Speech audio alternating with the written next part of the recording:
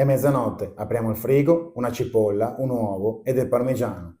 Una frittata? Troppo facile. Taglia una fetta spessa di cipolla e falla arrostire lentamente in padella. Togli qualche anello dal centro e proprio lì dentro rompi l'uovo. Coperchio, fuoco dolce e vogliamo che l'albume sia cotto e che il tuorlo ancora cremoso.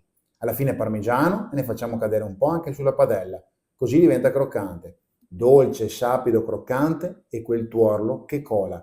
Tre ingredienti, bisogna solo guardarli in modo diverso.